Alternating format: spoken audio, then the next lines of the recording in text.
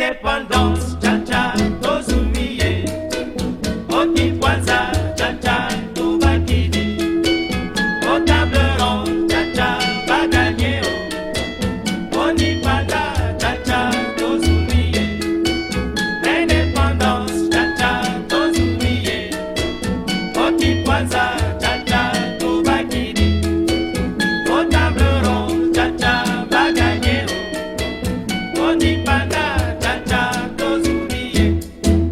Asoreko na bako, bayokani motomoko, nakonaka na cartel, balingani na front commun, bolikango kazavubu, elumuma.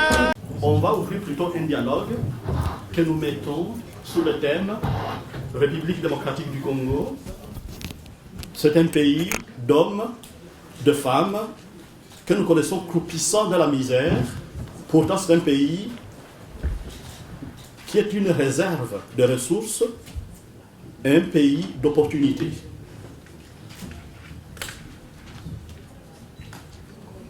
Et bon, nous avons pensé qu'on va procéder de cette manière-ci parce que, et excusez-moi, ce n'est pas prétentieux, dans nos manières de travailler, chers amis, chers compatriotes, n'oublions pas toujours les procédures. C'est quelque chose de très important et j'insiste beaucoup que chaque fois que nous voulons faire quelque chose, interrogeons-nous sur les procédures, les règles du jeu. Nous allons définir la règle de ces jeux-ci.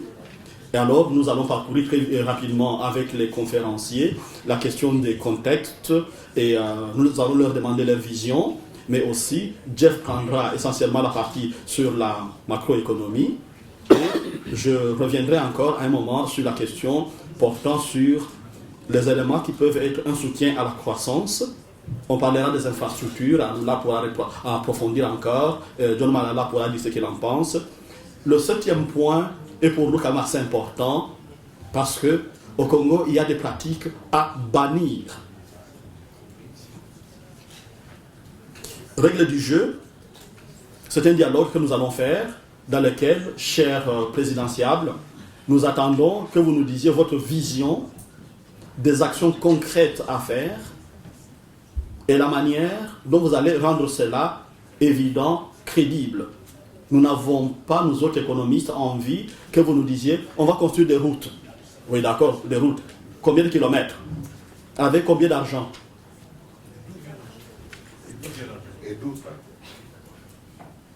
Après, il y aura des questions du public. Le contexte, c'est que nous avons un pays, un grand territoire. Il est habité par des hommes et des femmes avec des performances économiques médiocres.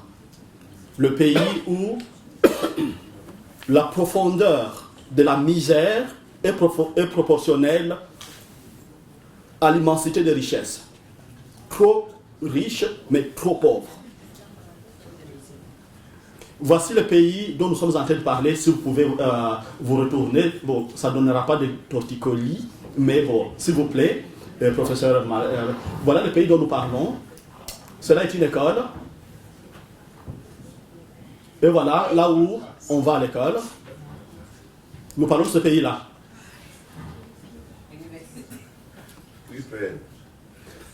Quand on est enfant, on étudie là-bas. Comment on apprend à écrire? Quand on est grand, on est à l'université. Ça, c'est l'UPN. On suit des cours comme ça. Voici là où on vit. Et on ne veut pas être malade. Qu'est-ce qui vous attend après ça? On est à Kinshasa, capitale du pays. Mais bon, dans tout ça, il existe des statistiques. Je ne vais pas les détailler. Population 80 millions. Ne fût que la population congolaise est déjà une richesse énorme. On a 80 millions de personnes qui mangent et qui respirent. On peut faire du business du manger et du respire et ça suffira. On n'a pas besoin d'aller chez Bombardier nécessairement. C'est très bien, c'est un surplus. Mais, les amis, notre population est la plus grande richesse qu'on a. Je n'entre pas dans les détails, ce sont des statistiques que vous connaissez assez bien, parce qu'on les répète souvent. Peut-être insister sur les secteurs porteurs. On se perd beaucoup à parler des ressources du sous-sol, mais l'agriculture, c'est quand même quelque chose de très important. Les ressources, les transformer, c'est quand même très important. Les services, c'est aussi important. Ceci, je peux y aller très vite. Souvent, j'aime souligner dans ce genre de statistiques l'indice de corruption. Nous sommes parmi les champions de la corruption au monde. Le taux de chômage, 7,2. Excusez-moi, je mets cela à votre disposition, mais je crois que c'est trop gentil de dire 7,2. Qui de nous croit que parmi les 10 personnes de sa famille, les 100 personnes de sa famille, il n'y a que 7 qui seraient au chômage? Je crois que c'est plutôt l'inverse. Parmi 100 personnes de nos familles, il n'y a que 7 qui travaillent.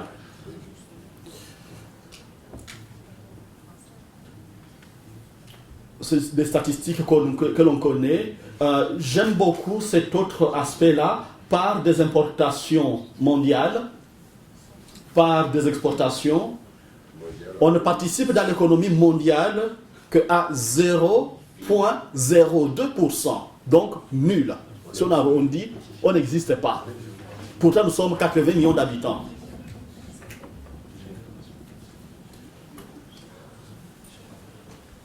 Internet, bon, vous voyez, pour 1000 personnes, 1000 habitants, il n'y a que 2 personnes qui ont accès à Internet. Et on est dans la révolution de la modernité, modernité sans Internet.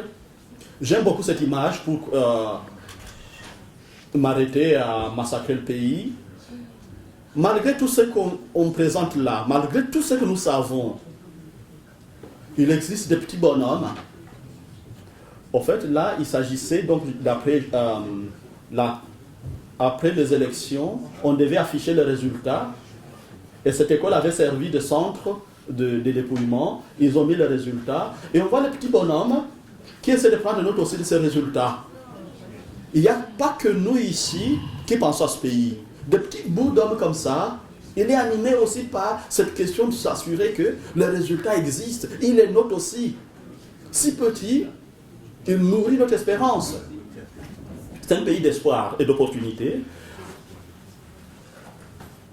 Cher présidentiable, est-ce que vous pourriez nous dire, en très peu de mots, le professeur Aloula l'a fait longuement, mais j'aimerais bien qu'il le dise, et on va se dire, je vous donne juste 2 minutes, et professeur Malala, vous aurez droit à 3, dans la mesure où vous avez beaucoup déjà de l'économie. Je vous donne 2 minutes pour nous dire votre vision de l'économie congolaise à l'horizon 30 ans. Vous l'avez déjà fait, mais vous le résumez encore. 30 ans, qu'est-ce que vous serez à mesure de faire? 10 ans, c'est la fin de 2 mandats de 5 ans. 3 ans et 100 jours, parce que les 100 premiers jours sont fatidiques. Dites-nous 2 minutes, 3 minutes. Vous surveillez le chrono, hein, s'il vous plaît. Ok. En tout cas, merci, modérateur. Vous avez fait une introduction qui est géniale puisque ça facilite la compréhension de la situation. Et si nous sommes là ou si je suis là aujourd'hui, c'est pour dire que toutes ces images, les données que vous avez mis devant, c'est la base de mon travail, la base à laquelle nous sommes partis. Moi, j'ai eu la chance d'étudier dans des écoles sur des bancs, que ce soit l'école de Frères Maristes à Kisangani, à l'école Christ-Roi à Kinshasa, à l'école Saint-Gabriel à Yolo ou à l'Athénée de la Gombe. Donc j'ai eu la chance de m'asseoir sur des bancs et aller dans une école où il y avait des laboratoires de chimie, quand on faisait la chimie, physique, etc. Et c'est tout ce que, pour certaines personnes, lorsque nous parlons de ce que nous projetons, on trouve que c'est des rêves. Mais je vis dans un pays où les rêves a une signification, c'est-à-dire que tout partirait de ce que vous avez appelé notre vision. Notre vision, c'est de répartir, de prendre le Congo à la base et de pouvoir, non pas développer la province natale d'où je viens, mais de mettre ce programme de 140 milliards à la disposition de 25 ou 26 provinces que nous avons aujourd'hui, même si on n'est pas d'accord sur les calendriers et les timings sur lesquels on a utilisé pour passer de 11 provinces à 26, nous avons dans notre programme défini comment nous pouvons y arriver, c'est-à-dire la structure administrative en fonction de la taille des villes. Nous pouvons développer tout ça en même temps sur l'ensemble du territoire. La question que vous posez sur les ressources, on amène notre crédibilité après les élections pour amener les partenaires que nous avons déjà rencontrés dans les domaines que j'ai présentés tout à l'heure. Ce ne sera pas de je prends les pouvoirs et puis je verrai après, je commence à voyager. Merci. Parce que vous m'avez limité dans les temps, je pense que 2 minutes c'était un peu juste, mais je crois que tout est faisable. Profitons de cet échange pour, au fur et à mesure, vous enrichir sur déjà l'exposé que j'avais fait préalablement. J'ai montré la qualité des écoles qu'on veut implémenter, la qualité des infrastructures et autres, comme vous l'avez souligné. Et je crois qu'on mettra les Congolais au centre. Il faut les nourrir, les soigner, l'éduquer. Et tout ça fait partie de nos priorités. Merci. Merci beaucoup. Et je pense que dans les 100 premiers jours, le Congo est à refaire, je dois signaler cela, le Congo est à refaire. Les 100 premiers jours seront de restructurer, de remettre les structures en place. Et on doit être sûr que toutes les structures du gouvernement sont en place et que les gens ont des mandats très définis, très clairement définis, où des personnes ont reçu des responsabilités avec un mandat leur disant voilà ce que vous allez accomplir, si vous ne faites pas ceci, si vous ne faites pas cela, voilà ce qui va arriver comme conséquence. Les 100 premiers jours sera surtout à la redevabilité, c'est-à-dire que nous devons insister à choisir des leaders redevables avec un mandat tellement clair qu'ils sachent qu'est-ce qu'ils ont à accomplir. Dans les 3 ans qui vont suivre, nous allons commencer à voir des résultats sur le plan de l'éducation, comme vous l'avez dit là-bas. Personnellement, j'ai une expérience là-dessus. Si je l'ai le temps, je pourrais à un moment projeter des images pour que vous voyez que nous avons construit des écoles dans des villages qui ont du courant 24 sur 24, nous donnons du courant solaire. Les étudiants ont des bancs à caractère des bancs que les Belges nous ont laissés. Et nous pensons que dans les 3 ans qui suivent, nous pouvons déjà implémenter cela à travers toute l'étendue de la République démocratique du Congo. Ce n'est pas difficile, mes frères et sœurs. Vous pouvez dire que c'est très compliqué. Nous avons la forêt, nous avons du bois, nous pouvons le faire. L'éducation, c'est la base, même c'est le cerveau, c'est le flambeau du développement au pays. Nous n'allons pas parler de l'emploi, nous n'allons pas parler de l'économie, nous n'allons pas parler du futur du Congo si l'éducation est négligée. Les images que nous venons de voir là-bas sont déplorables, ça nous fait pleurer, c'est la raison pour laquelle personnellement, vous me permettez, parce que quand je parle politique, je parle aussi de moi, c'est la raison pour laquelle je suis arrivé à créer ce qu'on appelle en anglais John Malala Dignity Foundation, ou la fondation John Malala pour la dignité, parce que ça, j'ai trouvé que ce n'est pas la dignité. On ne doit pas continuer à voir les Congolais de cette façon-là. J'ai créé une fondation et nous pensons qu'au niveau même de notre gouvernement, de notre administration, nous allons insister afin que nous voyions ces changements dans ces milieux-là. Je ne sais pas, j'ai épuisé le temps. Non, ça va. Oh non, non, je l'ai vu se lever, je n'ai pas compris. Donc, Maintenant, c'est début. ah, Je prends la relève pour poser la première question macroéconomique. La première question qu'on va vous poser à l'un ou à l'autre, c'est de savoir quelle est votre vision de l'économie. Comment comptez-vous justement impulser, quelle vision économique vous voyez, quel est le rôle de l'État, quel est le rôle que vous assignez à l'État, est-ce que vous avez une vision libérale, est-ce que vous avez une vision keynésienne ou une vision socialiste? Alors chacun d'entre vous doit nous préciser quelle est la vision qu'il voit. On veut connaître, on veut que vous vous présentiez, vous connaître. Voilà. Je l'ai fait au début. Mais il a fait, il a dit. Je suis Jeff Lusamba, je suis membre de la CCE, donc j'ai participé à toutes les tentatives qu'il y a eu d'essayer de fédérer la diaspora depuis les débuts. Je suis enseignant d'économie en France, voilà. C'est bon, c'est celui? C'est bon. Alors, donc je répète ma question.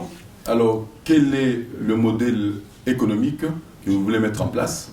Est-ce qu'il s'agit d'un modèle plutôt libéral? Est-ce que c'est un modèle keynésien, c'est un modèle socialiste que vous mettez en place? Et précisez-nous quel rôle vous allez dédier à l'État dans votre modèle économique. Monsieur Lula. En tout cas, le modèle que nous allons utiliser, ça va être du keynésien, c'est-à-dire une partie État, une partie privée. Il y aura des secteurs sur lesquels l'État va pouvoir veiller, mais alors sérieusement pour garder notre vision économique pour que ça puisse rester dans la vision que nous avons présentée, c'est-à-dire un investissement privé assez fort, mais avec une contribution de l'État dans les secteurs clés, de façon à ce que l'État, comme on a vu dans le cas de Chrysler aux États-Unis, dans la période de crise, l'État américain a investi dans Chrysler, qui, dès qu'il a commencé à gagner de l'argent, les bénéfices que l'État a, de l'argent investi par l'État, est allé aussi remplir les caisses de l'État pour pouvoir rembourser bénéficier de cet investissement qui a été fait pour le bénéfice de l'économie des États-Unis. Ok, merci M. Lula. M. Malala. Ne pas avoir une économie keynésienne au Congo veut dire que l'on ne sera pas en mesure de pouvoir déclencher l'économie de ces pays. Parce qu'il est nécessaire, et je reviens, je sais qu'on sera peut-être fatigué de dire que non, notre frère vient de le dire, mais nous voyons les cas, par exemple, même les cas des États-Unis d'Amérique, partout où l'État a intervenu, parce que l'État a des moyens. C'est la raison pour laquelle, d'ailleurs, qu'on pose la question, qu'est-ce que vous allez faire? Parce que l'État a un rôle. Et l'État doit être à mesure de pouvoir mettre des moyens pour permettre l'entreprise, le secteur privé, de pouvoir se déclencher et arriver à amener le pays là où il doit l'amener. Le secteur privé doit être un secteur fort, mais l'État aussi doit être à mesure d'être partenaire dans certains secteurs, ce qui est déjà le cas, bien que c'est mal géré au Congo en tout cas, mais nous savons que l'État congolais devra être partenaire. C'est pourquoi d'ailleurs ils utilisent le terme para-étatique, parce qu'ils sont des partenaires d'une façon générale. Mais je suis en train de voir qu'est-ce qui va déclencher cela encore en plus. C'est là, moi, où je dis que l'État doit investir sur la recherche et l'innovation. Vous savez, l'économie du 21e siècle et au-delà doit être une économie de l'information, une économie de technologie. On viendra sur cette question-là de la recherche et de l'innovation. On va y arriver. Ok, d'accord. Merci. Et, pour le public, je suis sûr que vous avez de la culture économique, mais je vais quand même préciser que les concepts utilisés ici, keynésianisme ou pas keynésianisme, de manière générale, la question se discute en termes de savoir quel est le niveau de l'implication de l'État dans le développement économique. Et là, alors là, il y a deux courants. Il y a des courants qui disent on ne veut pas du tout voir l'État. On doit laisser les entreprises privées gérer l'économie, et l'économie d'elle-même, par la compétition, par la concurrence, va se développer. À l'autre extrême, ce qu'on a connu dans les années du communisme, on a des situations dans lesquelles un privé ne peut pas créer une entreprise. Seul l'État est propriétaire d'entreprise. D'habitude, on oppose les deux. Keynes, que j'ai étudié, que j'ai travaillé pendant des années, ne dit pas que c'est l'État qui doit s'occuper de l'économie. C'est faux, archi faux. Au contraire, Keynes dit que l'État doit assumer le rôle, et là il dit un rôle tout à fait limitatif, et il va jusqu'à faire une comparaison en disant en période de grande crise, l'État doit être en mesure de mettre de l'argent dans une bouteille ça ne pourrit pas dans 24 heures, l'enfoncer sous sol et demander aux entreprises de travailler pour retrouver cet argent-là. Autrement dit, l'État peut investir et permettre aux entreprises privées de se développer et de tirer la richesse là où l'État lui-même l'a mis. Le cas de l'éducation est un bon exemple. Le cas de création des infrastructures, c'est très important parce qu'en créant des entreprises, des infrastructures, l'État permet aux entreprises privées qui, elles, ne peuvent pas s'occuper de tracer des routes, de faire des chemins de fer. Ça permet aux entreprises privées de se développer. Et nos deux intervenants convergent aussi sur cette question-là, l'implication de l'État, mais dans des rôles propres à l'État. On ne va pas demander à l'État d'ouvrir des boulangeries. Non, c'est bien fait, c'est bien fait.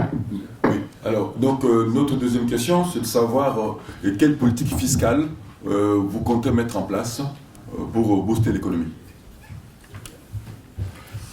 En tout cas, en matière fiscale, on ne va pas inventer la roue. Nous vivons dans des pays où la fiscalité est bien définie.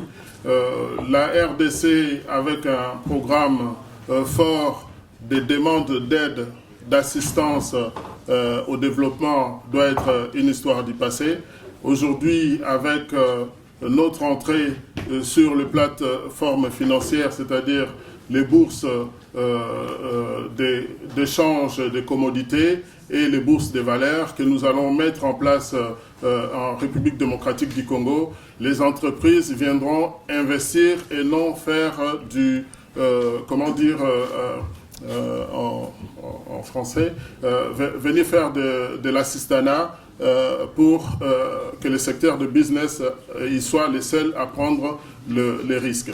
Si l'entreprise, je donne un exemple, si une entreprise, l'État congolais participe pour 30% de son capital en cash et fournit les terrains et les autres produits qu'on peut évaluer et mettre dans le capital de la société et l'estimer autour de 51% pour que la RDC devienne majoritaire dans la plupart de sociétés dans lesquelles l'État va investir en fonction de secteurs.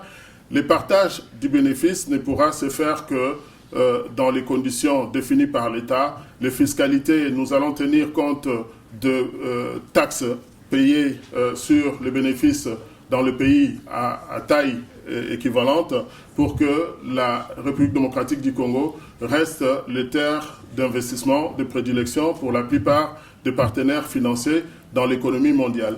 Ça veut dire quoi? Ça veut dire que nous devons changer la mentalité de nos partenaires parce que hier, ils n'avaient pas la soutenabilité, c'est la durabilité. C'était la peur du risque d'investir au Congo et de tirer le maximum de profit parce qu'on ne savait pas quand est-ce que cet avantage-là allait se terminer. Avec notre leadership, nous allons faire en sorte que nous puissions partager le capital Congo avec nos partenaires en sachant qu'un état de droit installé au Congo, une justice qui soit équitable pour tous les citoyens et qui soit dotée des outils et surtout des réformes judiciaires qui puissent permettre aux gens, tout ce qui est commercial et business et même individuel sur le plan humain, que les peuples puissent faire confiance à la justice congolaise, sera établi, ce qui nous permettra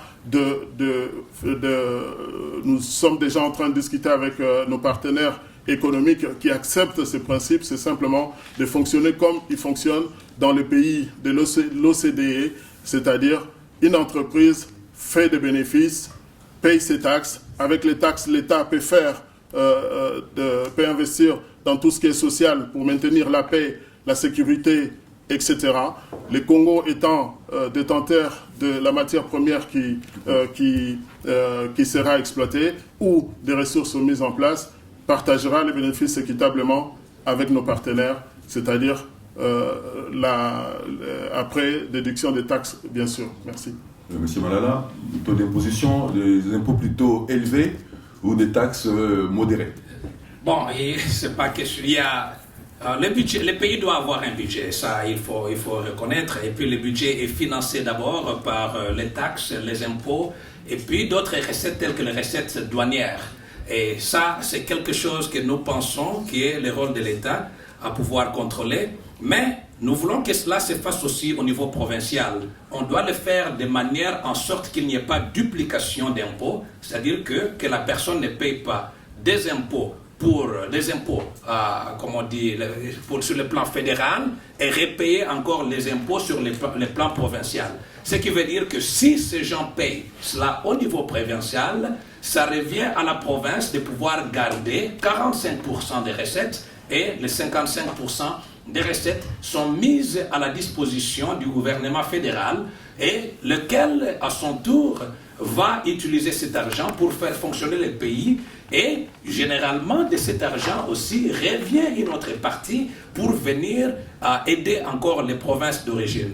Donc, nous ne pensons pas qu'il faut mettre une très lourde charge sur les populations qui sont déjà dans un état de détresse, mais progressivement, il faudrait qu'on y arrive parce que, en fait, aujourd'hui, vous pouvez parler que les gens payent les impôts au Congo. Mais posez-vous la question, qu'est-ce qu'ils sont en train de gagner? Moi, je me rappelle, je bien sais comment on a parlé, exemple, de l'éducation ici. Moi, j'ai trouvé des enfants qui ne peuvent pas payer, les parents qui ne peuvent pas payer $4 par an ou bien par semestre pour leurs enfants. Vous allez leur demander de payer des taxes. En ce moment ici, ce n'est pas possible. C'est pourquoi l'histoire de la fiscalité revient encore à la première question que vous avez posée, le rôle même de l'État de pouvoir stimuler l'économie afin qu'après cette stimulation de l'économie, qu'on commence à avoir des méthodes, des mécanismes pour pouvoir générer des ressources qui vont permettre à ce que les gens payent des taxes, des impôts et puis aussi maximiser des recettes douanières qui aujourd'hui entrent dans des poches des gens. Excusez-moi, je peux reformuler cela en ce terme-ci. Il faut rationaliser les taxes. Oui. Parce que, petite expérience, j'étais en vacances cet été au Congo et mon frère qui a une clinique médicale à Kinshasa paye une taxe au ministère de la Culture, paye une taxe pour le tourisme. Des taxes tout à fait farfelues dans lesquelles on rançonne les gens et vous proposez de les rationaliser pour qu'on arrive à des taxes qui sont justifiées, mais raisonnables aussi. Exactement. Jeff, vous pouvez continuer. Oui. Alors, donc, merci pour cette partie-là de vos réponses à mes questions. Une autre question qui est posée, c'est de savoir comment, concrètement, vous allez créer des emplois. Concrètement, vous faites comment? D'abord, le professeur Malala et après le professeur Abdullah. Oui. Bon, les emplois ici, c'est là où je disais, par exemple, il faut voir dans quel secteur nous voyons le Congo est complètement vierge sur tous les plans. Et je pense ici que par rapport à notre potentiel sur le plan, à la potentialité des ressources que nous avons, à part ce que les gens connaissent, parce que tout le monde parle des ressources minières, ainsi de suite, mais aujourd'hui l'économie actuelle ou bien les emplois aujourd'hui ne doivent pas être basés sur les mines. Nous pensons qu'il est très nécessaire aujourd'hui de pouvoir recycler ou de former des gens, les équiper, leur donner des moyens, une formation nécessaire, ou bien ce que vous appellerez ici un recyclage, pour qu'ils soient à mesure de faire des travaux productifs. Hier, j'ai parlé du travail productif, et pour que les gens fassent le travail productif, vous devez les préparer, vous devez les équiper. Et là, moi, je pense que personnellement, nous pouvons créer du travail, d'abord par l'éducation, la formation, et créer la dynamisation des infrastructures. Parce que, au fait, quel travail il faut faire au Congo? Qu'est-ce qui marche? Rien ne marche. Avec les infrastructures seulement. Oui. D'accord, on a compris. Mais vous créez combien sur 5 ans, sur une législature? D'accord. Nous commençons, vous avez parlé des projets de 3, 5 ans, ainsi de suite. Nous allons avec, quand nous parlons ici sur 5 ans pour le premier mandat. Court terme, moyen terme, long terme. Oui, voilà. Donc, les gens peuvent dire, j'ai donné ces chiffres-là. Les gens m'ont dit à Kinshasa, ils ont dit non, vous exagérez, ainsi de suite. Et j'avais parlé, par exemple, que dans un premier temps, en court moyen, nous avons sur l'étendue une population de 80 millions de personnes dont 7% seulement travaillent, et nous avons, selon les différents secteurs, nous pouvons facilement en court terme aller de 7% ou même de 10% de ceux qui travaillent en court terme jusqu'à arriver dans un premier temps à 40%. Et 40%, ça ici je parle du travail productif compétitif. Nous pouvons aller même au-delà de 40% de la population si nous comptons des travaux que les mamans font dans des villages et d'autres histoires qui sont renforcées. Alors là, nous parlons que, bien que les gens vont dire mais c'est trop, c'est pas possible, mais dans 5 ans, nous pouvons facilement arriver à 70% de la population qui travaille, qui est d'une façon ou d'une autre subventionné, donc qui reçoit un peu quelques subsides. Il y a des gens même avec $100 qui peuvent faire quelque chose. Donc nous parlons ici de 70% de toute la population. Si nous comptons des petits travaux que beaucoup de gens ne considèrent pas comme du travail, mais si nous parlons du travail professionnel, alors nous parlons que nous arrivons à 40% de la population parce que nous avons une réserve importante de l'intellectuel congolais qui a été formé mais qui n'est pas au travail. Merci, M. Lula. En tout cas, merci. Le poumon de notre économie, ça va être les petites et moyennes entreprises. Nous avons une idée comment transformer cette économie informelle pour le transformer au type d'économie standard que nous connaissons. Pour le faire, dans ces budgets sur lesquels nous avons la prétention de pouvoir diriger, c'est de mettre à disposition les finances nécessaires pour créer les petites et moyennes entreprises. Nous sommes aussi dit que pour faire appel, une fois que la sécurité est établie dans le pays, nous pouvons investir dans les domaines technologiques ou dans l'industrie qui sont à forte utilisation de main-d'œuvre. La plupart des groupes automobiles utilisent à peu près 100 000 personnes dans chaque pays, plutôt dans leur groupe à travers le monde. Mais au Congo, nous pouvons aussi installer ces grandes unités, ces grands groupes de production qui vont créer un grand nombre d'emplois pour nos populations. La RDC, dans cette situation actuelle, nous avons des expertises qui nous manquent, c'est-à-dire que beaucoup de Congolais ont fini les études, mais ils n'ont pas étudié, ils n'ont pas utilisé dans le milieu professionnel ce qu'ils ont appris. Ça veut dire quoi? Ça veut dire que nous mettons dans notre programme dans les 18 mois. Pendant 18 mois, nous allons rattraper les niveaux de formation et en donnant la formation continue et en utilisant, s'il le faut, la main-d'œuvre expatriée pour pouvoir commencer déjà à lancer les chantiers et être sûr et certain qu'au bout de 2 ans, les Congolais ont rattrapé les niveaux d'expertise requis pour le travail qui leur sont demandés. Et je crois que nous lançons une politique de grands chantiers. Dans cette politique de grands chantiers, c'est-à-dire toutes les provinces de la RDC seront des chantiers. C'est pas, je le souligne, ce n'est pas seulement la ville de Kinshasa ou ma province natale. Je viens déjà des grands-parents qui sont basés sur des provinces différentes. Donc la création d'emplois, je peux aujourd'hui vous donner un chiffre, mais je crois que d'ici notre première législation, nous pouvons nous donner les challenges de dire 50% de la population doit quitter le chômage. Et n'imaginez pas dans ce que j'ai dit, simplement, c'est des grandes sociétés, mais c'est tout ce qui est petite et moyenne entreprise, tout ce qui est initiative privée que nous allons pouvoir encourager, et surtout en nous appuyant sur la jeunesse et en leur donnant l'éducation du business pour leur montrer que on peut aussi travailler à distance, on peut être chez soi avec les moyens électroniques et des réseaux aujourd'hui, on peut créer sa propre emploi. Merci. Merci. Je schématise vite. Pour le professeur Malala, il est capable de soutenir un chômage de 30% après 5 ans. Le professeur Alola dit jusqu'à 50%. Le professeur Malala ajoute que lui prendrait toutes sortes de travail pour l'intégrer dans le travail, la revalorisation de tout type de travail, alors que le professeur Alola dit qu'il va beaucoup insister sur le travail de forte valeur ajoutée. Les deux. Les deux, parce que je pense que c'est là où j'ai parlé de la formation. Donc, vous ne pouvez pas faire la formation sans... J'ai parlé d'une économie de l'information, donc où nous devons être à mesure. L'économie le travail au XXIe siècle ou de l'économie du XXIe siècle ne doit pas être la même économie du XXe siècle. Oui, merci. Alors, on nous signale que le temps, mais j'ai encore une dernière question qu'on devait poser sur votre politique monétaire. Quelle politique monétaire allez-vous mettre en place?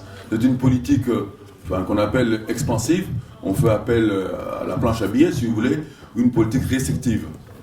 Sorry, vous pouvez répéter pour moi? Alors, quelle politique... Je voudrais quand même aux organisateurs de nous mettre plusieurs bouteilles d'eau, c'est un peu chaud, et... merci. Alors, puisque dans tout ce qu'on fait de toute façon dans l'économie, c'est la monnaie qui est le nerf de la guerre, comme on dit, alors quelle politique monétaire pensez-vous mettre en place? Est-ce que c'est une politique expansive qu'on appelle le quantitative easing, ou alors vous voulez mettre en place une politique restrictive, celle que prônent par exemple les Allemands? Ça veut dire qu'on gère avec les moyens qu'on a, qu'on ne vit pas au-dessus de ces moyens. En tout cas, je dirais que nous allons gérer rationnellement. Nous avons acquis des expériences de management qui vont nous permettre de prendre la photo de la situation financière là où notre économie se situe aujourd'hui. Mais ce qui est certain, la valeur de la monnaie nationale dépend des négociations que nous allons avoir pour lancer notre programme économique. Je m'explique.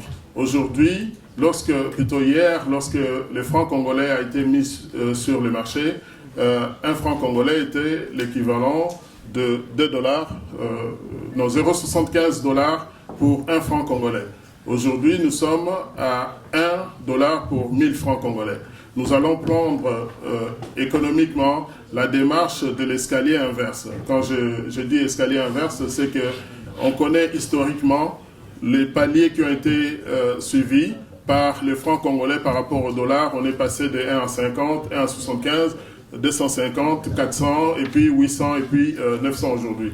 Derrière, c'est le programme économique et tous ces investissements que nous allons mettre en place qui vont soutenir la valeur de la monnaie locale, de la monnaie nationale. Et cette monnaie nationale doit rester dans ce taux d'échange en compétition avec les pays qui existent dans le monde, qui ont la même taille que nous en termes de population, pour que les pays en mettant un taux d'échange trop élevé par rapport au dollar, nous pouvons être désavantagés par rapport aux autres pays qui ont des monnaies beaucoup plus faibles. Nous pouvons suivre l'exemple de la Chine qui a lancé son économie jusqu'à la fortifier avec une monnaie qui n'était même pas, je dirais, aujourd'hui cotée, mais dont le taux d'échange a amené les partenaires de la Chine à se plaindre que la valeur de la monnaie chinoise était sous-évaluée. Donc, une politique monétaire assez rationnelle et surtout une politique de gestion de l'asset des ressources de notre pays de façon assez intelligente. On ne peut pas calquer la valeur de nos réserves en or sur une seule monnaie qui est le dollar, alors que nous pouvons bénéficier des fluctuations de différentes devises et créer une réserve en devises assez importante pour soutenir notre politique monétaire. Merci, M. Lula. M. Malala. Et là, je pense qu'une chose est très importante, c'est de pouvoir comprendre le rôle de la Banque centrale. Et ça, nous devons avoir une Banque centrale qui a un triple mandat. D'abord, le premier mandat de la Banque centrale sera de pouvoir contrôler comme on dit, l'inflation, être à mesure de pouvoir faire en sorte que la monnaie ne puisse pas perdre sa valeur. Vers les années 70, pour ceux d'entre vous qui reconnaissent aujourd'hui, un Zaïre équivalait à combien? 2 $. À 2 $. Et la Banque centrale doit arriver à faire un travail de pouvoir contrôler cela parce que nous avons fait l'inverse. Non seulement que $1 est égal à 2 quoi que ce soit, mais $1 aujourd'hui c'est pratiquement 1000 francs congolais. C'est pas acceptable de telles conditions et ça a rendu la vie un peu très difficile. Quelqu'un hier ici a parlé de son père qui achetait des véhicules dans des villages. Et cela était vrai. Et aujourd'hui, les gens ne peuvent pas le faire. Nous devons aussi donner à la Banque mondiale, à la Banque centrale, un autre rôle, c'est celui de pouvoir créer de la monnaie pour pouvoir éviter la déflation. C'est-à-dire que nous ne voulons pas que l'inflation soit baissée vraiment très bas et ça risque d'être très catastrophique pour vous, les économistes. Moi, je ne suis pas économiste, mais vous savez quand même que la Banque centrale devra avoir ce rôle-là.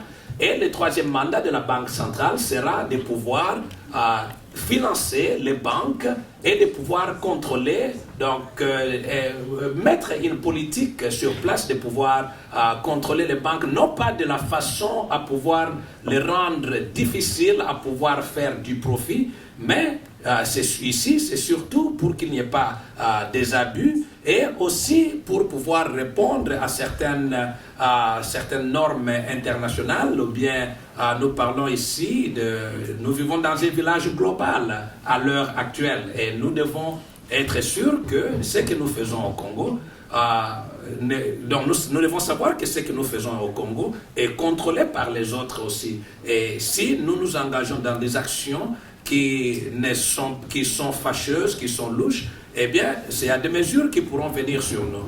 Nous devons être là. Merci, M. Malala. On va passer, je crois, au public. En fait, moi, j'aimerais poser ma question par rapport à l'éducation. Vous avez tous entendu parler de l'éducation. Vous avez évoqué la construction des écoles. Je suis resté un peu sur ma soif, puisque l'éducation ne se limite pas à la création, à la construction des écoles. Parce qu'il ne suffit pas de construire des écoles, mais ma question c'est sur quelle matière, avec quelle matière. Parce que si c'est avec le même matière que nous avons étudié à l'école, je suis désolé de dire qu'on ne va pas s'en sortir. C'est-à-dire, quand je parle de l'éducation, nous avons hérité d'une éducation eurocentrique. Tout ce que nous connaissons plus l'histoire de l'Europe, l'histoire des autres que notre propre histoire. Nous ne connaissons pas nos origines. Pour preuve, M. Malala, hier, je voulais vous poser ma question, mais je n'ai pas eu le temps. Vous avez parlé, j'ai retenu une phrase, vous avez dit que vous êtes d'une origine judéo-chrétienne. En tout cas, moi j'ai été choqué de vous entendre dire cela, puisque vos ancêtres, vous avez dit que vous êtes de Bandundu, vos ancêtres n'étaient ni chrétiens ni musulmans. Juif. C'est-à-dire. Judéo-chrétien, ça veut dire. Oui, c'est ça. Judéo-chrétien, ça veut dire juif. À un moment donné, je rejoins le monsieur qui a parlé sur la cosmogonie négro-africaine. C'est-à-dire, c'est un problème qui nous touche, non seulement le Congolais, mais nous, peuples noirs, l'Afrique subsaharienne dans son ensemble. C'est-à-dire, quand vous parlez de l'éducation, comment abordez-vous, comment allez-vous restructurer l'éducation? C'est-à-dire, dans quel sens? Parce qu'aujourd'hui, à un moment donné, nous souffrons. Il faut résumer les questions. Si j'ai compris, c'est par rapport comment aborder sur le plan de l'éducation. Merci beaucoup. J'étais contente d'entendre de la part de M. Aloula que. Enfin, il a cité plusieurs ministres qui sont venus au Congo, qui étaient avec lui, ici. Quand ils ont commencé... C'était M. Malala. Non, c'est Malala. Non. M. Aloula. C'est M. Aloula. Moi, je l'ai pas cité. Non, c'est M. Aloula. Vous avez cité Mawampanga, vous avez cité... C'est Malala. C'est M. Malala. Ah, excusez-moi. Vous me consultez. Excusez-moi. Moi, j'ai refusé de citer mon ami qui... Excusez-moi, pardon. Alors, je voudrais dire ceci. Lorsque M. Laurent Désiré Kabila est venu en 97 là, il avait de belles paroles. Il a dit aux Congolais, désormais, Thompson et Soussouté, Poulet, Nabassane. Les Congolais avaient repris de l'espoir. Voilà un Moïse qui arrive, voilà un sauveur. Mais très vite, cet espoir s'est effrité. Pourquoi? Parce que cette classe dominante qui venait pour apporter les changements a fait même pire que Bato Mobutu. Pour preuve, je vais vous donner un exemple. Parce que je le dis parce que j'ai vécu ça. Dès que Kabila est arrivé, la première chose, c'était on a arrêté tous les mobutistes. Prison CPRK. Non seulement prison CPRK, il a créé l'OBEMA. Bien mal acquis. L'office des biens mal acquis. On a retiré beaucoup de moboutistes, mais je vous dis, ces biens qui étaient confisqués de la part des moboutistes très vite, dans les minutes qui suivaient, spoliés par la nouvelle classe dominante. Et c'est comme ça qu'au niveau de Kinshasa, cette diaspora qui a porté le bonheur, c'était devenu Diassa. Même dans les sketchs, même. Bref, je vais être bref. Où est la parole dite? Où est l'action? Aujourd'hui, il y a beaucoup d'exemples, beaucoup. Vous voulez aller faire une affaire au Congo, vous êtes confronté à un monsieur 30%, un monsieur 50%. Il faut. Ce qui commission, on est bima. Il y a des gens qui sont venus du Canada parce qu'ils veulent monter telle affaire. Pas de commission, pas d'action au Congo. Bien. Je vais m'arrêter là. Je vais simplement dire, d'où nous viendra le secours, nous les Congolais. Aujourd'hui, les gens n'ont plus d'espoir. Et surtout, diaspora, c'est la diasporie. Ils préfèrent même peut-être, d'ailleurs plus d'une personne le dit, les vrais opposants sont au pays. Les vrais opposants, ceux qui sont confrontés, ils sont au pays. Il n'y a pas de problème. Nous croyons que vous, aujourd'hui, si vous allez, est-ce que vous allez vraiment tenir parole? Tout ce que vous êtes en train de raconter ici. Pour preuve, ils sont nombreux qui sont au pouvoir maintenant. Ils sont venus de la diaspora. Je ne veux même pas citer leur nom. Il y en a qui sont même des amis. Aujourd'hui, quand vous allez vous dire, droit de l'homme, tout va bien. Tout va bien. C'est dommage, c'est triste. Est-ce que vous tiendrez parole? Voilà. Et, pardon, je vais terminer. Je termine. J'allais poser une question, quelles sont vos actions prioritaires, mais vous avez déjà répondu en disant que... Mais je veux dire ceci. Opposition, organisez-vous. Parce que si vous allez en ordre dispersé, ce système que nous déplorons aujourd'hui, je vais terminer. Ce système que nous déplorons aujourd'hui va perdurer. Et je termine en disant, quelle place donnerez-vous à la femme? La femme aujourd'hui a prouvé qu'elle n'est plus une chose. Je remercie les deux professeurs pour leur intervention. Ma première question, c'est par rapport à la croissance économique. D'après les chiffres que M. Albert a projetés, on a vu qu'on a une croissance considérable de 7,5%, ce qui est très considérable, mais qui est, je pense, centré sur le secteur minier, si je me trompe. Et le Congolais lambda n'en profite pas. Pourtant, au niveau macroéconomique, c'est très considérable. Alors, que feriez-vous pour qu'on ait en même temps une croissance considérable et qu'en même temps cette richesse soit distributive? Ça veut dire que le Congolais aussi se sente impliqué par rapport à cette richesse. Ma deuxième question, c'est que on est très riche au Congo, mais on voit qu'on exporte peu. Il n'y a pas des produits congolais à l'étranger.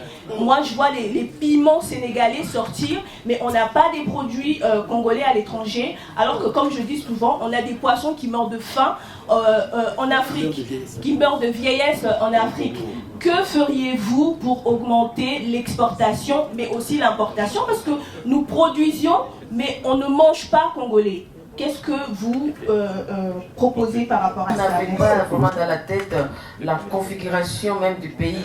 La preuve, j'aurais vraiment voulu, par exemple dans les images de M. Alula, qu'il fasse vraiment qu'il nous présente un tableau du Congo rural et du Congo urbain.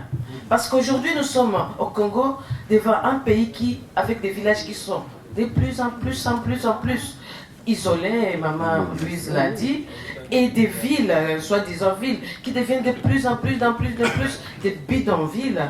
Et que, fort heureusement pour ces villages, même s'ils sont isolés, mais au moins on a encore, quelque part, on peut dire qu'on peut les préserver, certaines, comme on dit, l'écologie, donc vous n'avez pas fait vraiment allusion à l'écologie. Alors moi je voulais juste vraiment vous demander ceci, qu'est-ce que vous préconisez pour que le monde rural, tout en restant rural, parce que l'Occident est en train de faire une démarche un peu contraire à ce que vous nous présentez comme une société avec des buildings, tout ça, alors que c'est les Occidentaux et ils se remettent en question. Moi j'ai comme l'impression que vous voulez nous amener à un pays, vous voulez construire un Congo pollueur, parce que les États-Unis c'est parmi les pays qui polluent, et que quelque part il faut quand même se tenir compte de ça, que nous avons la chance d'avoir des villages, mais ces villages-là, il faut les transformer. Parler du développement, pour moi, il faut transformer, parce que la transformation, c'est tout un processus pour que les gens vivent quand même comme il faut, tout en n'essayant pas d'être tout en sauvegardant, si je peux dire, ce que nous avons comme patrimoine. Le patrimoine congolais, il faut le sauvegarder tout en développant et en défigurant pas ce patrimoine. Ce qui se passe au Congo aujourd'hui, avec la ville de Kinshasa par exemple, on l'a vraiment détérioré. Quand vous arrivez à Kinshasa, vous ne savez plus traverser. On a construit une autoroute dans la ville. Les gens qui sont à gauche ne peuvent plus aller à traverser l'autoroute. On appelle ça un développement. Donc, qu'est-ce que vous nous amenez vraiment? J'ai peur de ce que vous nous avez présenté. Parce que j'aimerais qu'on se développe, mais tout en restant congolais. Voilà. Nos compatriotes congolaises et congolais, parce que les Congolais, les Congolaises ont un amour immense, comme l'eau de l'océan, pour notre pays. Sans cet amour, le Congo serait morcelé aujourd'hui. Alors la question que je vais poser, je fais un pont entre ce qui s'est dit avant et ce qui s'est dit aujourd'hui. Monsieur Béa. Il est... Monsieur, vous ne vous êtes pas introduit. Monsieur Béa, c'est Monsieur Béa, Faustin Béa, consultant informatique des projets de gestion d'entreprise à Paris. Donc, ma question est celle-ci. Aujourd'hui, on peut parler de la politique, de la manière de bien la faire, etc. On a parlé tout à l'heure des décideurs. Sur ce point de vue, je suis soucieux pour que vous puissiez me dire, parce qu'il est évident que la politique est tributaire de l'économie. Et à l'ère d'aujourd'hui, depuis que le Congo a eu son accession à l'indépendance, tous les présidents, du moins les 2 derniers présidents, ils ont eu toujours des décideurs qui se cachent derrière. Quel que soit le plan que vous allez élaborer pour développer l'économie, ces décideurs perturbent aussi bien l'équilibre politique, l'équilibre économique de notre pays. Ils creusent notre propre tombe. Ils massacrent notre population. Violations, guerres, etc. Si demain, il y a un décideur qui se cache derrière vous deux là, et qui voudrait que vous pratiquiez la politique qu'il va lui-même vous imposer. Je parle par exemple de celui qui perturbe le Congo depuis toujours, de lui Michel, de Forest. Quelle serait votre réaction par rapport à ça? Est-ce que vous changerez votre politique? Parce que c'est eux toujours qui ont perturbé le Congo jusqu'à l'heure d'aujourd'hui. Des programmes un peu bateaux, comme on dit, qui n'ont pas été, approfondis.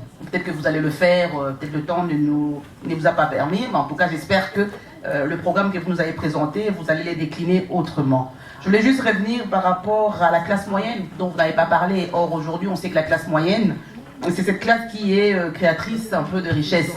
Je voulais savoir, et cette classe moyenne passe généralement par la promotion des écoles professionnelles. Aujourd'hui, quand on parle de l'éducation au niveau de la RDC, on passe nécessairement aux universités. On envoie tous nos enfants à l'université et finalement on se retrouve avec des universitaires qui n'ont pas d'emploi. Et alors qu'on a une demande fort élevée en termes de tout ce qui est métier. Est-ce que dans vos programmes, que je n'ai pas entendu, vous comptez développer ces pans-là de l'éducation professionnelle qui sera, en mon sens, le premier levier en fait, des créations de richesses et d'emplois au niveau de la RDC. Vous avez parlé dans tous vos programmes, c'est vrai que vous nous avez parlé, vous allez faire ceci, vous allez faire cela, vous allez faire cela, mais vous n'avez pas chiffré, vous n'avez pas budgétisé. Et excusez-moi, en tant que présidentiable, comment voulez-vous venir avec un programme, nous présenter un programme, sans budgétiser ces programmes? Comment vous allez arriver à mettre en place vos politiques ou même un pan de votre programme. J'aimerais bien savoir, est-ce que vous avez une stratégie sur 10, 15 ans, une stratégie 5 ans, vous la posez, mais je n'ai pas entendu dans votre programme et ça m'inquiète un peu pour des présidentielles de ne pas budgétiser. Or, le rôle premier d'un président ou d'un gestionnaire, c'est d'abord de budgétiser, d'avoir un business plan par rapport à son programme, de budgétiser pour pouvoir avoir une perspective à l'avenir. Donc voilà mes 2 questions. Merci. C'est Suzanne Moncassa, présidente de la plateforme des femmes de la diaspora congolaise de Belgique. Lors des travaux que nous avons faits hier, nous avons parlé des mécanismes à mettre en place pour le fonctionnement de la démocratie en tant que forme d'organisation politique. Alors, moi, la question, et hier, il a été question, notamment par M. Malala, il a parlé de l'importance du travail productif. Alors, la question s'adresse évidemment à vous deux, messieurs. Quels sont les mécanismes que vous allez mettre en place afin d'assurer le fonctionnement de la démocratie, afin que le travail, le mécanisme que vous allez mettre en place puisse être en mesure de profiter aussi à la population dans son ensemble. Merci. Georges Alula, la place de la femme et de l'enfant. Et la femme occupera une place active. Non, c'est Malala. C'est Malala, c'est Malala qui a dit ça. C'est John Malala ou Georges Alula? John Malala. Ok, d'accord. Oui. Alors, pourriez-vous nous expliquer comment, quelle est cette place qu'occupera la femme et l'enfant dans votre programme? Vous savez que les villes sont nourries par les petits travaux d'agriculture des villages. Qu'est-ce que vous pensez faire pour améliorer et soutenir les efforts de nos petits agriculteurs de villages? Qu'est-ce que vous pensez faire pour moderniser nos villages? Jusqu'aujourd'hui, il y a beaucoup de maisons en paille. Jusqu'aujourd'hui, les villages ne sont pas reliés les uns aux autres. Merci. En tout cas, merci à vous tous. Je voudrais vous faire une petite remarque par rapport aux remarques pertinentes que vous avez soulevées. On souhaiterait aussi vous rassurer. J'ai parlé tout à l'heure du projet d'EINIC de 140 milliards avec 33 milliards en termes de défense, et dans les PowerPoint que j'avais présentés, il y avait des chiffres par secteur pour un total de 100 milliards en termes de développement d'infrastructures. Donc je pense que c'est à qui ça a échappé. Cet aspect budget est très important. On n'a pas ouvert les portes, rencontré des personnalités sans avoir chiffré et matérialisé ce que nous avons fait. Je soulignerai, Excellence, que j'ai été au département du Trésor, avant ça le département d'État et d'autres experts pour valider les programmes économiques que je me permets de vous apporter pour vous en parler. J'ajouterai aussi que vous allez être d'accord avec moi que tous les contenus des dossiers aussi confidentiels ne sont pas exposés dans une salle de conférence avec certains détails. Donc, souffrez avec moi, et si l'occasion se présente, on pourrait les parcourir ensemble, parce que je sais que vous êtes habilité à défense. Donc, je commencerai par la question sur l'éducation.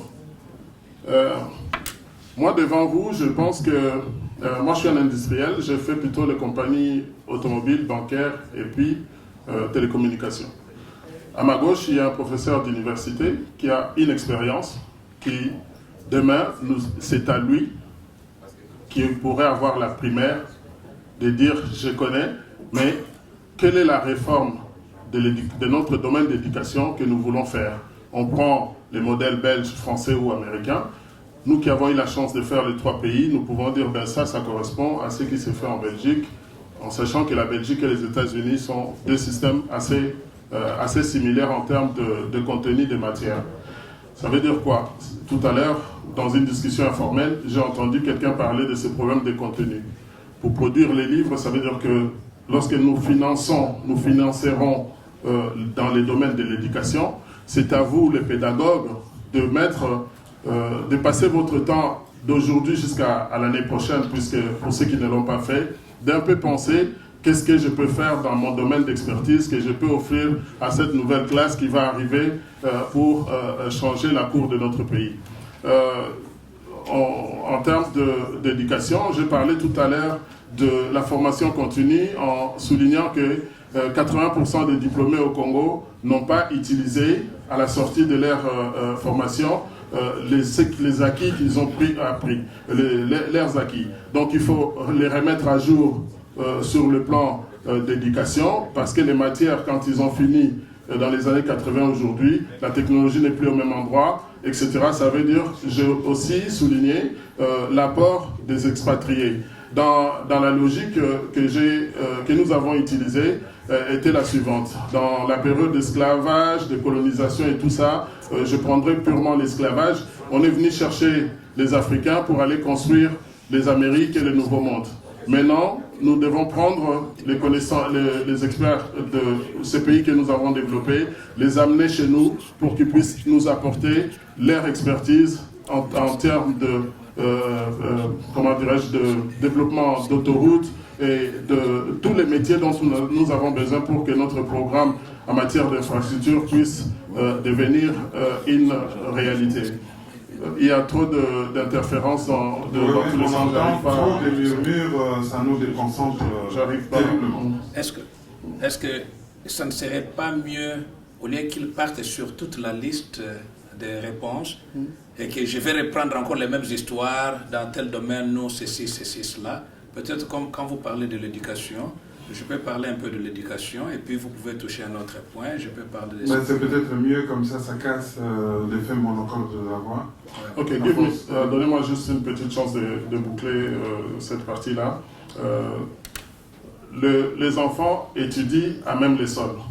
Parce que vous dites ici que l'école, c'est pas seulement les murs. Je crois qu'aux États-Unis, on comprend mieux. Dans l'école, il y a la police, l'infirmerie, les stades de football, de volleyball. Tous les terrains de sport qui sont pratiqués sont dans l'enceinte de l'école. Et notre programme ambitieux consiste à dire qu'on prend ces modèles d'école pour les dupliquer chez nous. Je dis bien dupliquer. Je profite de la tribune pour vous apprendre que dans les domaines automobiles, on écrit copier, c'est aussi inventer. Donc, tout ce que votre expérience vous a permis de voir, nous allons pouvoir les dupliquer à condition que ce soit des programmes bien développés et sur lesquels nous devons accepter que nous puissions échanger. Avant de repasser la parole à John Malala, moi j'aimerais qu'on se regarde, qu'on puisse dire que, écoute, avec ces changements de régime, nous sommes prêts à travailler ensemble. Merci. Okay. Merci beaucoup. Et je commence par cet aspect d'éducation aussi. Je pense que, monsieur, vous êtes venu en retard. Aujourd'hui, quand moi j'ai parlé, j'ai beaucoup insisté sur cet aspect d'éducation et j'ai donné des exemples spécifiques. J'ai parlé par exemple, l'éducation, ça c'est mon domaine. Je ne suis pas seulement docteur, mais je suis aussi spécialiste en éducation. Ça c'est mon domaine. Je connais le problème que nous avons au Congo. La matière qui se donne aujourd'hui au Congo, comme je l'ai dit, et même hier, que c'est une matière qui ne permet pas à ceux qui terminent aujourd'hui d'être employés, de travailler au-delà des frontières congolaises. Au-delà du Congo, s'ils vont ailleurs. Par exemple, je vois des gens qui terminent avec des diplômes en informatique et qui m'écrivent « j'ai un diplôme en informatique, j'aimerais que vous me donniez une recommandation ». Moi, je dis « écoute, moi j'enseigne des cours de l'informatique, mais je ne prends pas des gens seulement parce qu'ils ont un diplôme en informatique. » C'est pas le diplôme qui compte. Le système américain, c'est pas le diplôme. On ne te demande jamais de présenter un diplôme, mais plutôt de présenter tes compétences et montrer que tu peux faire quelque chose. Il y a un problème de compétences au Congo. Les professeurs, même qui enseignent ces matières, comme moi je l'ai dit quand vous n'étiez pas dans la salle, ce sont des gens qui utilisent les mêmes syllabus qui ont été utilisés vers les années 60, 70, ainsi de suite. Alors moi j'ai donné l'exemple que dans mes cours techniques, par exemple les cours de programmation et les cours de nouvelles technologies, je n'utilise pas des livres qui ont été produits il y a plus de 3 ans. Et d'ailleurs, dans certains cours, je n'utilise même pas des livres parce que j'utilise ma propre connaissance jusqu'à ce que j'ai le temps de pouvoir préparer des matières pour donner aux étudiants américains.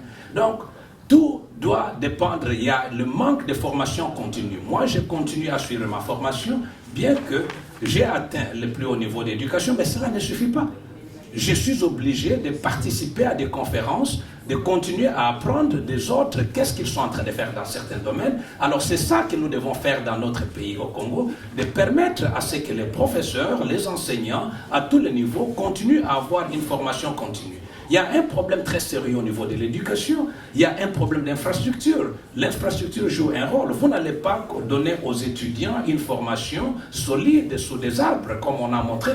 Les amis ont montré ici, et ça c'est très important. Construire des écoles, c'est très important. Mettre de l'électricité, c'est très important. Parce que toutes ces conditions favorisent un bon apprentissage. Vous n'allez pas apprendre aux gens, par exemple, aujourd'hui, l'outil informatique seulement en théorie. Et il y a des gens, moi, je connais une personne qui n'est pas loin de la famille, qui a terminé à l'ISC à Kinshasa. Après 4 ans de formation, elle a dit qu'elle n'avait jamais été dans la salle de classe. Elle suivait tous les cours de comptabilité du dehors. Et elle a un diplôme de comptabilité. Alors, nous parlons ici qu'il faut l'État doit mettre à la disposition des institutions de l'enseignement primaire, secondaire, universitaire, des moyens nécessaires pour pouvoir leur donner aux gens des matières adaptées qui répondent aux besoins actuels. J'ai parlé dans l'éducation, j'ai parlé de la recherche et de l'innovation. Aujourd'hui, tout ce que vous voyez, les choses pour lesquelles nous nous réjouissons aujourd'hui, vous parlez de Google aujourd'hui. Vous savez que le Google, c'était juste un projet de cours, un projet de recherche de doctorat.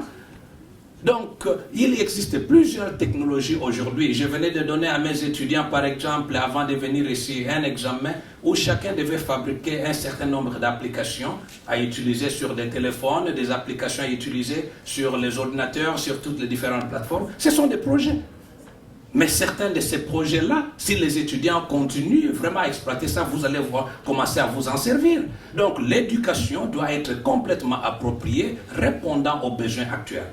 Dans l'éducation, ici, nous ajoutons aussi, quelqu'un a parlé de l'éducation, nous parlons de la formation même technique.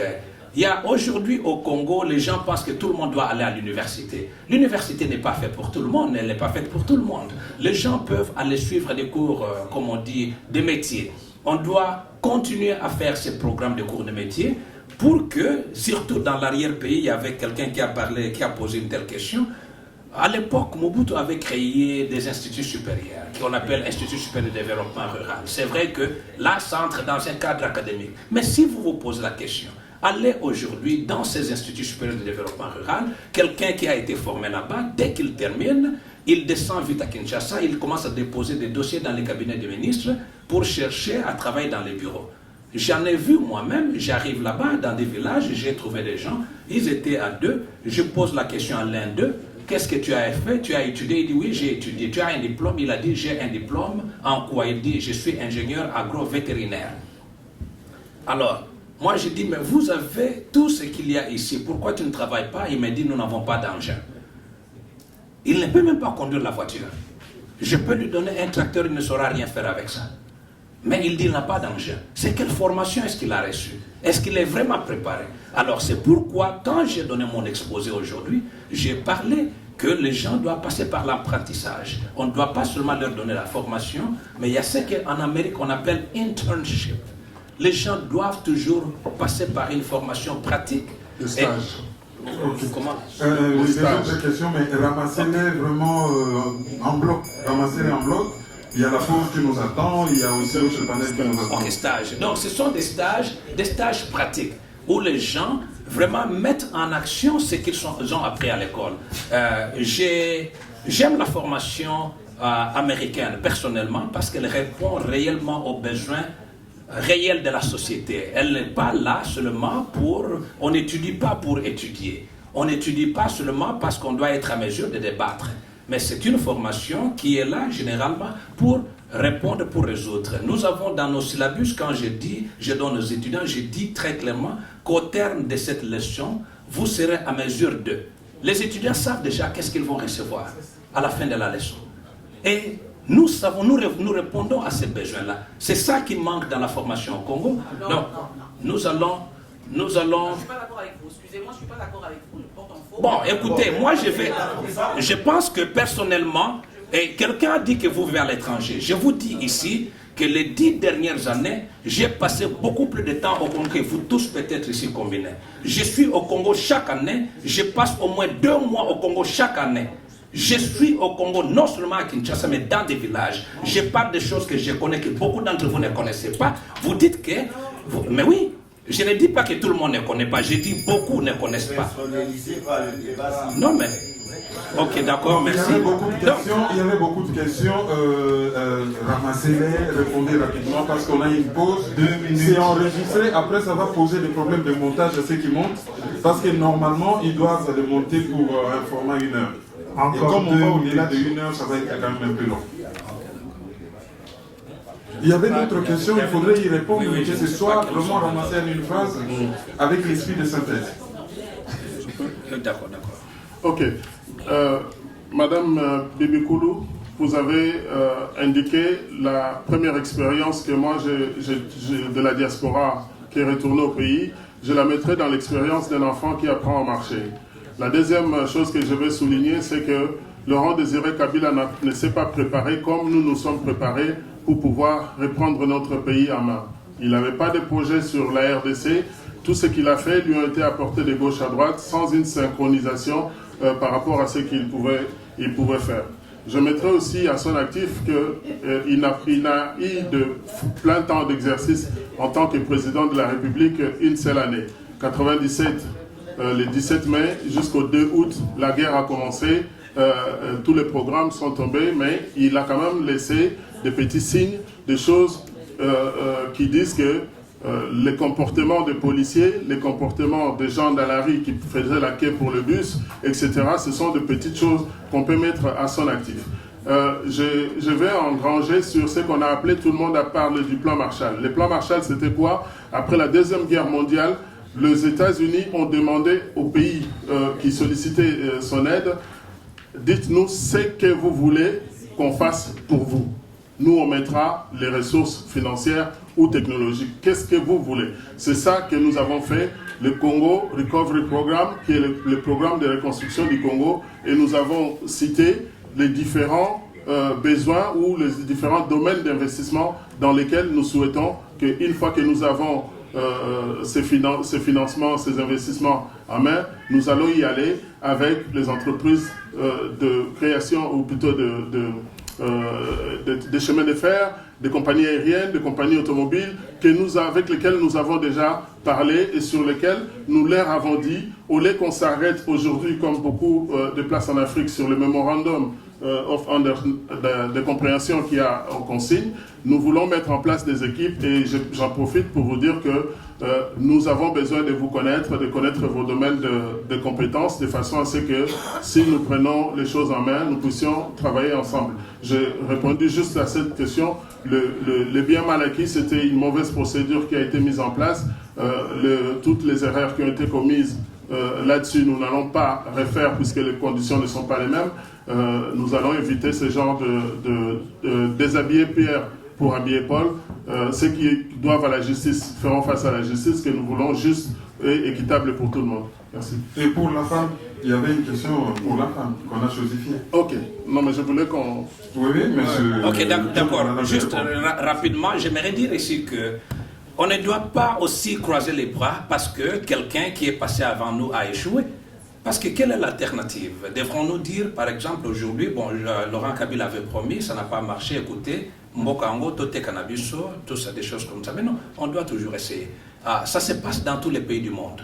Aujourd'hui, lorsque George Bush est passé au pouvoir aux États-Unis, il avait fait beaucoup de promesses, mais vous savez ce qui est arrivé. Malheureusement, il était réélu. Et ça arrive chaque fois. Mais dans le contexte du Congo, comme l'a dit le docteur Alula ici, je pense que Laurent Kabila soit quand même aussi reconnaissons quand même qu'il avait commencé quelque part. Et c'est vrai qu'on dit aussi que toute responsabilité retombe sur la tête et sur le président. Mais il avait commencé quelque part, il y avait certaines bonnes choses. On ne connaît pas exactement ce qui allait arriver si on n'avait pas eu cette histoire de, entre guillemets, vous aviez refusé d'appeler ça rébellion, mais utilisons la même guerre. Une histoire, l'histoire de la guerre qui est arrivée seulement une année après qu'il ait été au pouvoir. Nous ne savons pas comment nous allions évaluer les bilans. Alors, nous ne pouvons pas aussi dire aujourd'hui que comme celui-là avait échoué, si vous voulez utiliser le terme, qu'alors maintenant on ne peut rien faire. Nous devons apprendre les erreurs, quelles sont les erreurs qui ont été commises, qu'est-ce que ceux de la diaspora qui étaient partis avaient fait. Et c'est là où nous commençons maintenant à voir, d'une façon générale, comment, le fait que quelqu'un soit de la diaspora, allons-nous nécessairement les avoir, seulement les mettre comme ça, sans pour autant évaluer ces personnes. Je pense que ici, nous sommes, franchement, j'aimerais dire, comme le disait le docteur Alula, nous sommes tous ici en train de chercher à ce que nous trouvions un moyen pour qu'ensemble nous mettions des idées et qu'ensemble nous allions rebâtir le Congo. Parce que la diaspora, en tout cas, c'est la diaspora qui va rebâtir le Congo. Les questions sont importantes, mais posez-vous aussi la question. Devons-nous ne rien faire seulement parce que ceux-là ont échoué? Donc, voilà, donc, bon, s'il y avait une réponse sur la femme qui n'a pas été... En une phrase. En une phrase. Non, moi, bon, je commencerai simplement par dire que ma fille est née, mon premier enfant est une fille à laquelle j'ai simplement souhaité que, ben, écoute, tu es une fille, mais tu seras un homme puisque tu prendras tes responsabilités. À partir du moment où je pourrais aussi répondre que ce que j'ai beaucoup aimé dans mon expérience aux États-Unis, c'est la liberté économique, financière, morale des femmes américaines parce qu'on les a mis dans les bonnes conditions d'épanouissement. Alors que chez nous, les femmes ne sont pas dans les meilleures conditions d'épanouissement. Je pourrais aussi dire que ça fait partie de mes combats. Mes combats, c'est de pouvoir voir mes sœurs, des collègues. Malheureusement, dans mon expérience professionnelle, j'ai beaucoup travaillé avec des femmes. Donc, remettre à la femme, reconnaître sa place dans la société d'égal à égal. Simplement pour dire que si la meilleure personne à la position, c'est une femme, on doit lui accorder, on ne doit pas jouer sur les genders parce que c'est une femme, on ne va pas lui donner parce que c'est une femme. Mais vraiment respecter les genders. Je voudrais aussi souligner une chose à mes mamans, à toutes ces femmes. Vous menez un combat, beaucoup de femmes vont suivre ce que nous sommes en train de dire ici à distance, à la télévision ou sur leur téléphone portable. Prenez des initiatives comme vous faites ici à Bruxelles ou partout, qu'on puisse vous connaître parce que c'est sur vous que va reposer les équipes dirigeantes de demain. Donc je dis que la femme aura la place qu'il faut dans les Congos de demain. Nous n'allons plus, sous moi, laisser à nos mamans d'être violées à volonté.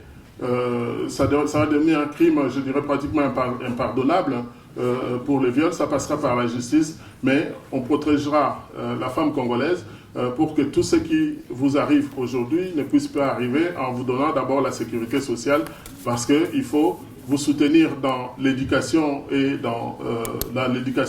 comment dire, Koko Lissabana. C'est pour ça que nous avons mis en place, nous comptons mettre en place un système d'allocation familiale pour que cette femme qui est restée seule puisse prendre en charge ses enfants, un seul enfant $25, à 2, 32, 37 à 3 enfants, jusqu'à un plafond de $60 qui va correspondre à la moitié du SMIC que nous allons mettre en place pour reconstruire nos familles, puisque beaucoup des enfants sont dehors. Il y a aussi toutes ces femmes congolaises, toutes ces mamans congolaises qui n'ont pas eu d'enfants, mais qui ont la volonté de récupérer tous ces enfants qui pilulent, qui sont partout dans la rue. Nous avons un programme solide derrière que je ne pourrais pas tout déballer ici.